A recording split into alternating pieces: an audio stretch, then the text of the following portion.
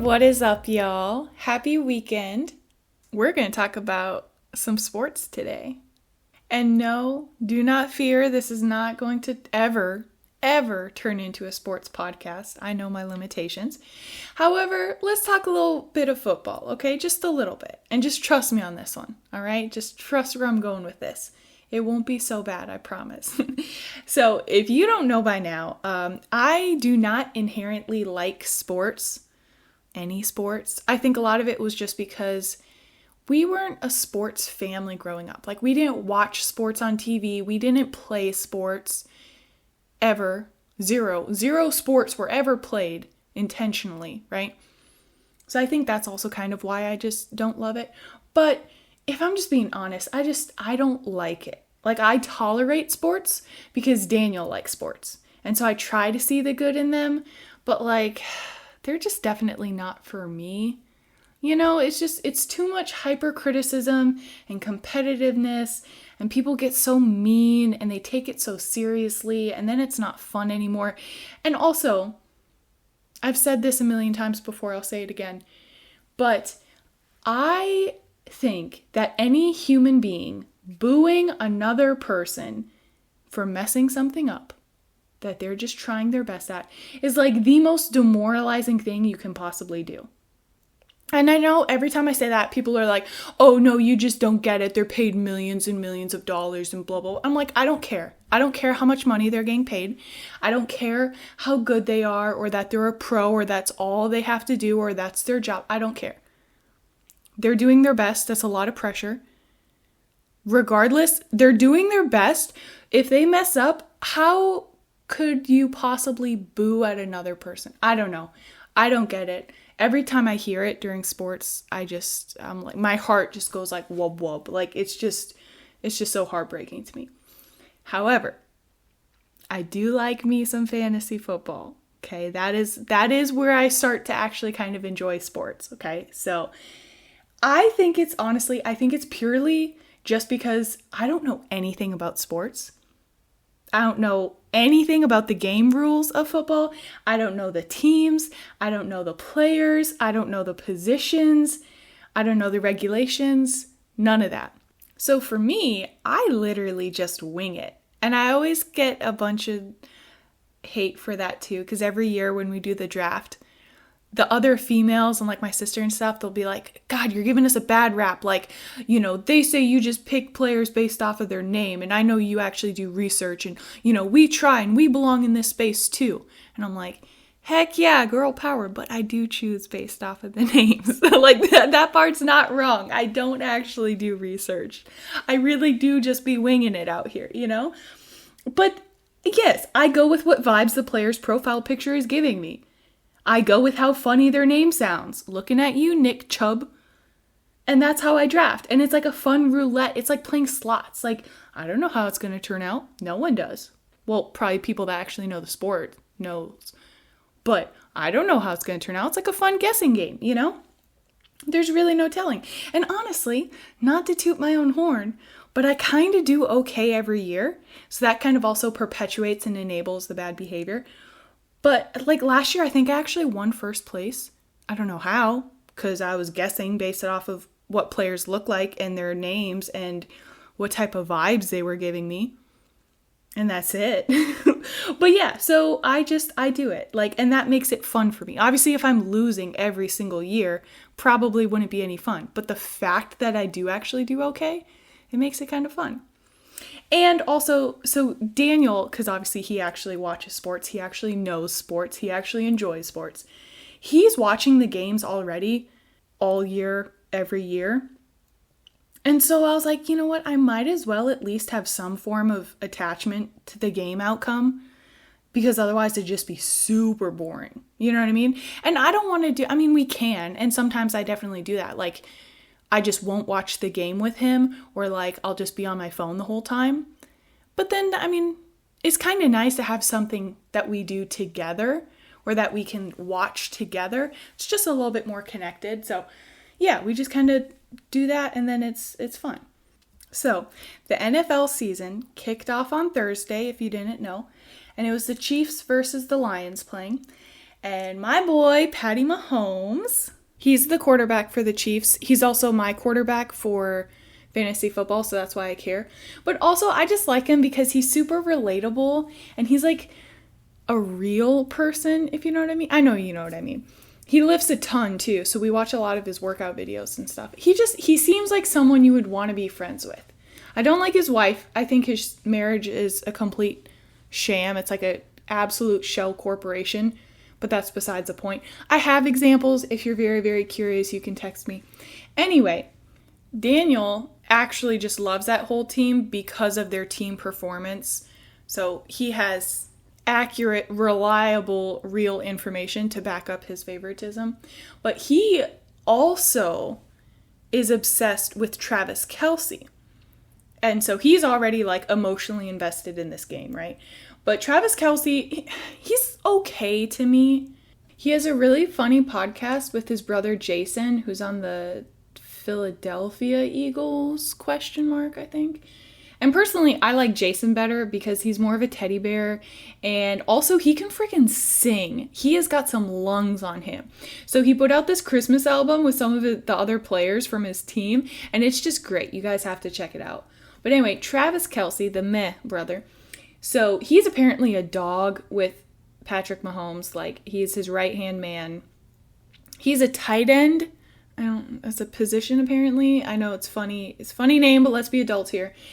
And so, yeah, Patrick Mahomes does his beast thing. He throws the ball to Travis Kelce. Travis Kelce runs. They get the touchdown. Yay. Whatever. But poor dude, Travis Kelce, is out with an injury. And so he missed the first game on Thursday night. And apparently this is the first game he's ever missed due to an injury since 2014, which I'll come back to in a little while. But now, for Thursday night, Patrick Mahomes has to throw the ball to somebody, right? Because like I said, he throws the ball, they catch the ball, they run with the ball, they get the touchdown. That is the extent of football strategy and knowledge that I know and that you'll get today. So just be happy with it. However, with Travis being out, our boy Patty M, bless his heart, was throwing all these passes. I've been told that's what this is called. I don't know. And so he's throwing these great throws to like a few different people on his team. And they're just like not catching them. They've got people like me out there apparently because bless their hearts, I'm sure they were trying their best, but they're just like fumbling the ball or just not catching it. Definitely no Travis Kelce type behavior. And Daniel's devastated, right? He's so upset. The Chiefs ended up losing by 1 point, which I think isn't so bad considering the circumstances. But Daniel was like, no, that was painful to watch. How are they getting paid however much money? And they can't even catch a perfect pass. I went right to their chest. I don't know, okay? And at first I was like, well, Travis is their best tight end. And so if this is their second or third or fourth string tight end that's doing this, whatever, like, that's why, like, you can't expect them to be the best player when the best player is out. I also, for some reason, thought that they had multiple tight ends out, like multiple people in that position were out on injuries, but that is actually not the case.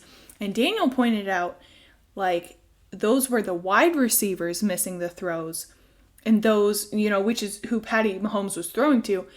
And apparently, these wide receivers are also supposed to be good at catching the ball, at receiving the ball, hence the name. And they're first string, like they didn't have any wide receivers out, apparently, on injury. So, like, that is their main job.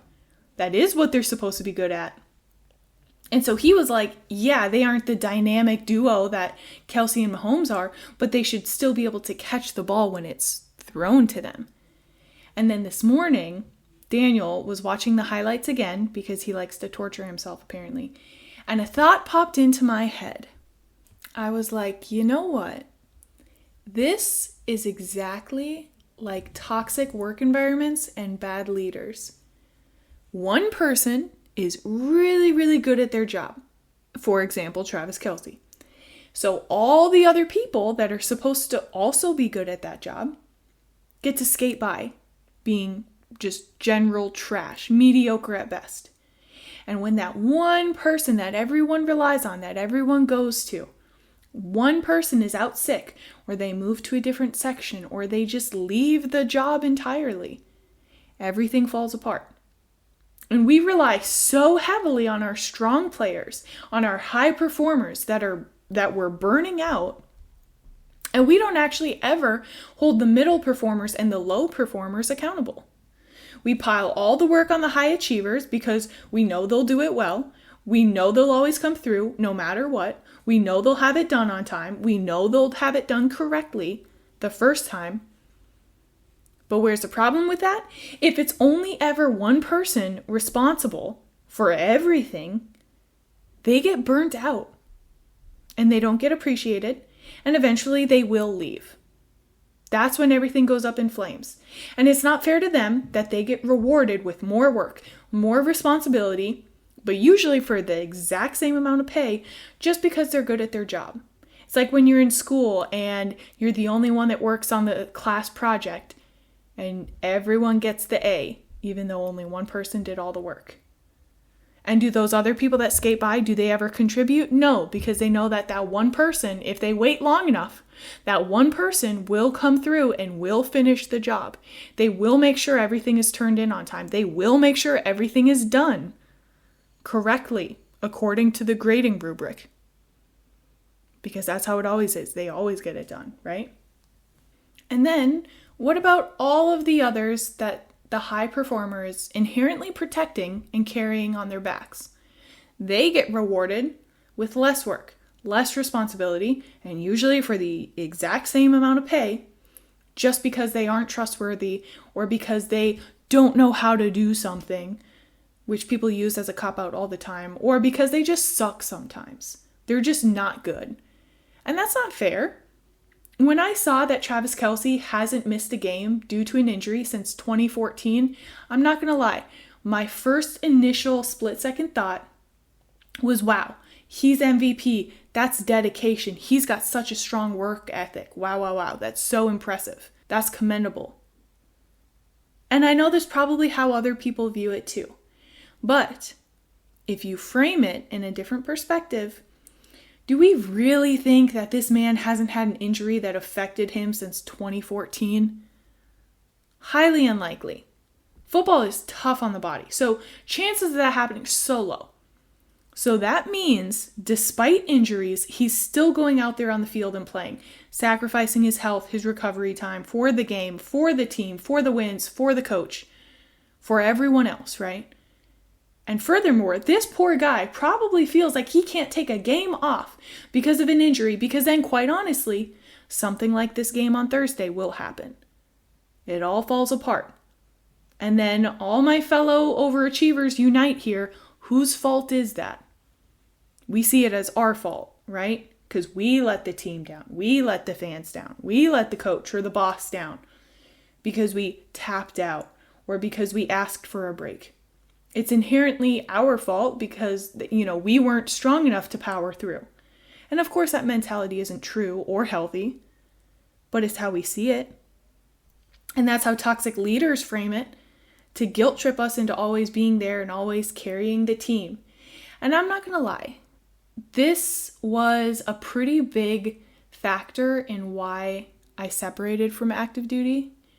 Not just because of one bad supervisor or one bad commander or one bad work environment, but this absolute definitive trend where we reward high performers with more work and we enable low performers to continue skating by. There were so many times, countless times, by countless people in countless scenarios where someone asked me to do something outside of my role of responsibility because they knew it was high stakes and they could trust me to do it right, or because they couldn't trust the people they had actually put into that position. So inspections, you lead it, even though you're not in that program, because we got to make sure we pass. Or can you give this section brief, even though you're not even working in this section, because you'll do it better than the people actually in that section? Or can you cover this training because the current trainers aren't actually good at training, etc., etc. And did I do all of this? Yes, I did. Because I'm a compulsive people pleaser who overworks herself and then has the audacity to complain when I get burnt out. That's why I knew I had to separate from active duty and take a step back and really learn how to say no at work, and honestly, how to set boundaries. And at a minimum, just speak up when they said stuff like that. Because if you don't trust someone to train people correctly, why are they a trainer? If you don't trust your section to do something correctly, why are they in that section? Etc., etc. And it's tough because honestly, from what I've seen, from all the good workers I've seen get burnt out and eventually either A, quit, or B, which I think is worse, when they just give up and just check out. That wasn't a one-time thing that happened. It was over and over and over of them taking on extra and them not getting the recognition that they deserve. And eventually, enough will be enough, where they just say, no, I'm done. I'm not doing anything extra. I'm not volunteering. I'm not saying yes to anything else. I'm not doing anything above and beyond what I'm absolutely mandated to do. Because why even bother? And unfortunately, every time you say yes to taking on something else, specifically for someone else or to fix someone else's mistake, it just further cements you into being that go-to person. And from a leadership perspective, if one person causes the downfall of your program or project or work area, whatever, that's a reflection on you, not on anyone else. If you enable a situation to get so bad that you cannot survive without one person, you're doing something wrong. If you overwork your strong players into being a single point of failure, that is a direct reflection of your poor planning and your poor training, and honestly, your poor leadership ability to hold other people accountable. And if that's you, I'm sorry. It's tough to hear, but I have faith that if you're a truly good leader deep down, you'll take it to heart and you'll work on making a better work environment for all of your people. And back to sports. You know how I know Travis Kelce is an absolute overperformer and will work himself to death before personally taking a break for his own health? So his injury was a hyperextended knee and subsequent bone bruising. That's pretty gnarly. That hurts. And it's one of those injuries where if you don't kind of nurse it and really take care of it and really rehab and recover before going out there and, putting a bunch more strain on it, you'll kind of have a destroyed knee forever. And this was on Tuesday that this happened, 2 days before the game.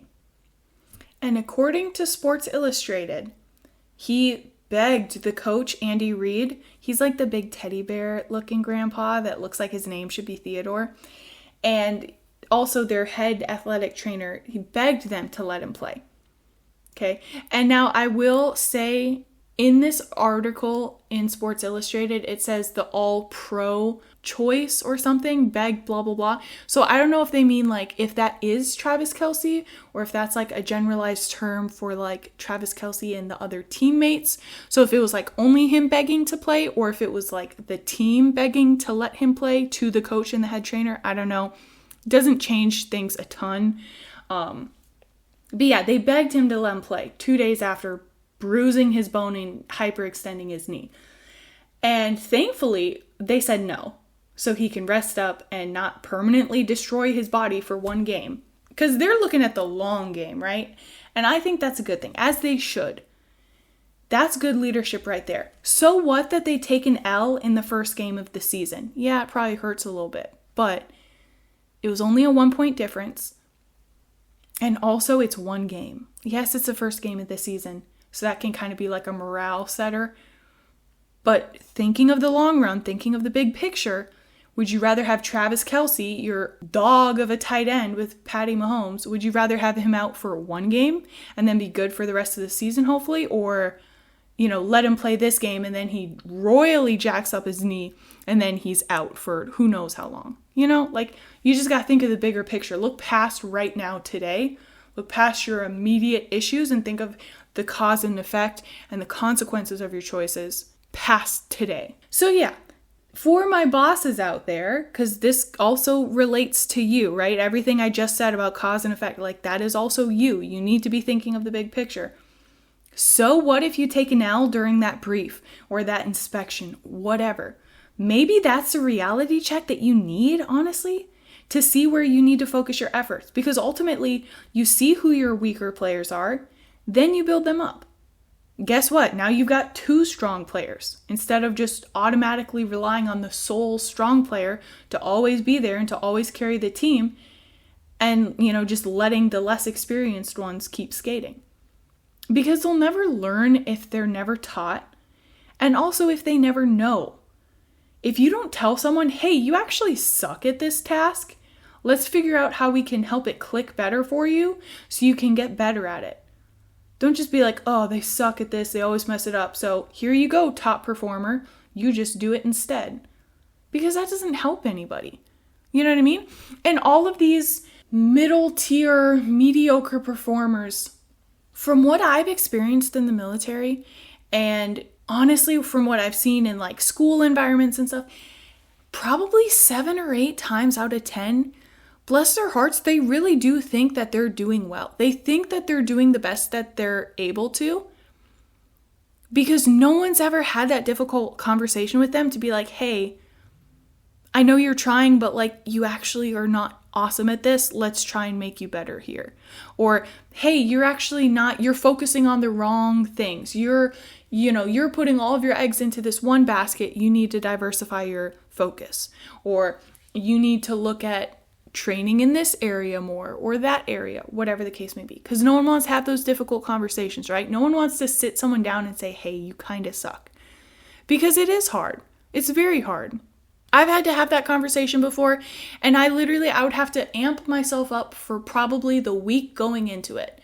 Like, I still remember to this day, it was pretty influential for me, honestly. Like, as a supervisor, as an instructor, and as a leader, even just at the low level that I was at, that was probably one of the most impactful moments I ever had. And I like to think that it was also pretty beneficial for my student too. So I had a student, bless her heart, she was trying, absolute try hard, right? And she thought she was awesome. She thought she was killing it. She was not killing it. She was messing up. She was making like what we would kind of say is like dumb mistakes, like things like, oh, you should know this at this point. Like, you should know better. But her biggest thing was the way she approached her training is the weirdest dynamic, because she had like an attitude and she had like this like chip on her shoulder, but in a positive way. So she thought she was just top tier, best student to ever walk in there. She thought she was doing all of us in the section a favor because she was saying, look at all of this that I'm training you. Look at everything I'm teaching you. And in reality, she was doing stuff wrong. And bigger issue was she just wasn't listening to her trainer. She wasn't listening to her preceptors. She wasn't listening to her instructors. And so, of course, like when you have that abrasive personality like that, she was causing a lot of conflict in the section. And a lot of people didn't want to work with her. They were like, no, I'm not training her because I hate working with her. I hate training. She doesn't listen, blah, blah, blah. And so we have feedbacks every Friday. And so when the preceptors first brought this to me, because I'd kind of seen it and I'm like, all right, let's try and work on it. And it was like, as the training was progressing, it was getting kind of worse. And then the preceptors kind of collectively came up to me and they were like, this is an issue. Can you talk to her? We're not training her anymore. Like, they kind of put their foot down and they're like, we won't work with her. And this was probably like a Monday or a Tuesday. And so I was like, okay, I have until Friday. Like, that's when we're having the sit down feedback. I'll have the tough discussion with her then and be like, listen, this is a come to Jesus moment, because she really thought she was doing amazing. And oh man, such a difficult conversation. I had to hype myself up for those 5 days basically.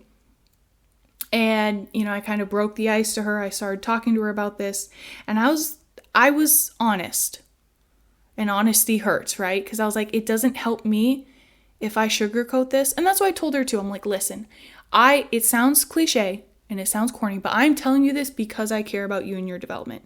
If I didn't care about you, I wouldn't say anything. I would just let this continue, let you continue down this path.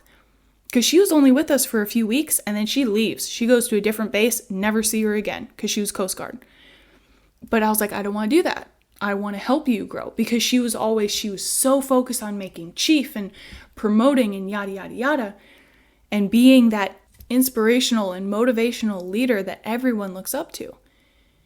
And so I hyped myself up and I'm like, hey, ma'am. And it was just me and her, because I was like, I'm not going to do this in front of everyone else. Like, no one else is in earshot. Like, one-on-one, let's sit down, let's shut the door, let's have this conversation.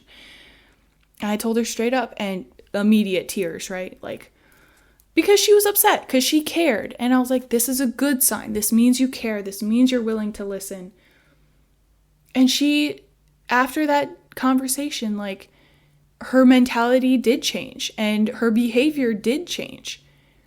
And so I like to think that it was a really positive interaction, even though it was difficult and she was bawling her eyes out, you know? But I think it really was for the best.